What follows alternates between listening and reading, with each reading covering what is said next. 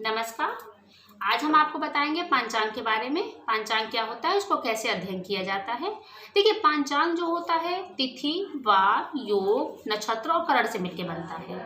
तिथि जिस डेट पे, जिसको आजकल हम लोग हिंदी में डेट कहते हैं, जी हिंदी तिथि से 1 2 3 4 नहीं, हिंदी तिथि से जो हमारे प्रथम, द्वितीय, चतुर्थी, तृतीया, इन सब में जो तिथियां होती हैं, उन तिथियों का भी अपना एक अस्तित्व होता है, महत्व होता है।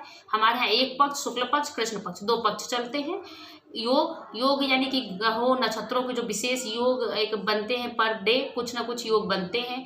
अभिजीत मुहूर्त हर दिन आता है। सर्वार्थ सिद्धि योग भी कुछ समय के लिए रहता है। इसी प्रकार से पर डे योग आते हैं। वार 7 वार होते हैं। नक्षत्र सबको पता है 27 नक्षत्र होते हैं। ऐसे करण होते हैं। तो इन सब का जो योग होता है वो मिलके पंचांग बनता है। पंचांग मतलब पूरे हर दिन का सारे शुभ योग, सारी अच्छी चीजें, सारे मुहूर्त, सब कुछ आते हैं। पंचांग को जनरली लोग यूज करते हैं शादी ब्याह देखने के लिए, पंडित रखते हैं। नहीं, पंचांग तो हर घर में होना चाहिए।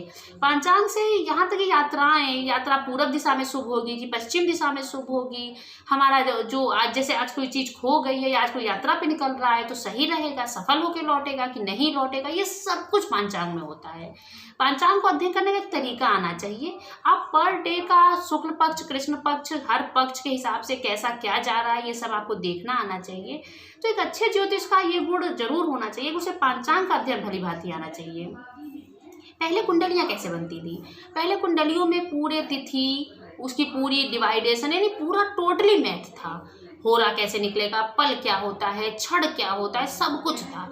अब क्या हुआ, अब ये समय बदल गया। सॉफ्टवेयर में आप चीजें डालते हैं और सारी चीजों का लेखा जोखा निकल के आ जाता है। आपको कोई मेहनत नहीं करनी पड़ती है। टोटली पूरी तरह से ऑनलाइन सब कुछ चीजें हैं। सॉफ्टवेयर के थ्रू सब कुछ हो जाता है।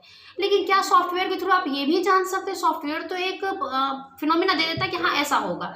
अगर सॉफ्टवेयर किसी को मंगल ही बताता है, जरूरी नहीं वो मंगल ही हो। उसी तरह सॉफ्टवेयर किसी चीज को अगर नेगेटिव बताता है तो जरूरी नहीं कि वो चीज नेगेटिव ही हो। जब आप उसको पूरा डिटेल में स्टडी करोगे तब आप समझ पाओगे कि ये चीज नेगेटिव है कि पॉजिटिव है।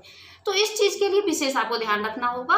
पंचांग का अध्ययन कैसे करते हैं? हर व्यक्ति के लिए पंचांग का अपना महत्व होता है।